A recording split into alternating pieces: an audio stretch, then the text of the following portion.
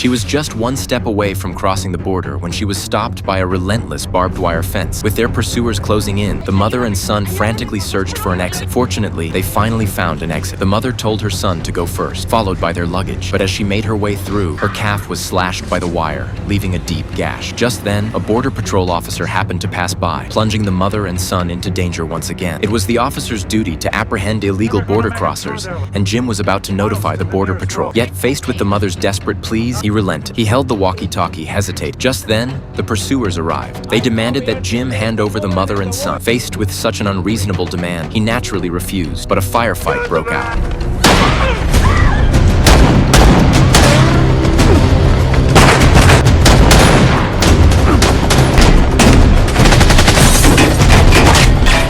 Although Jim had killed one of them, the enemy's firepower still overwhelmed him, so he told the mother and son to get in the car quickly, intending to drive them away from there. But the bald man wouldn't let them go. He sprinted through the fence and, under cover from his companions, climbed onto Jim's car. At that moment, Jim hadn't yet realized the danger. The woman's injuries had captured all his attention. He urgently called for backup, but the walkie-talkie was broken. Just then, the bald man suddenly appeared and grabbed him by the throat. Jim struggled while trying to control the car, then slammed on the brakes, flinging the bald man to the ground. Seizing the opportunity, he sped away with the mother and son, but left behind endless trouble because the man who had just been killed happened to be the bald man's brother. Meanwhile, the mother, critically injured, was on the verge of death. Before passing away, she entrusted her son to Jim, hoping he would take the boy to his aunt in Chicago. Border Patrol agents arrived shortly thereafter, and they took the boy back with them. Barring any surprises, he would soon be deported back to his home country. But if that happened, the boy would likely lose his life. Jim was torn by this dilemma, but then the woman's bag caught his attention. When Jim opened it, he found it was filled with cash. At that moment, Jim finally understood why those men had been chasing the mother and son. But this was not good news for the boy.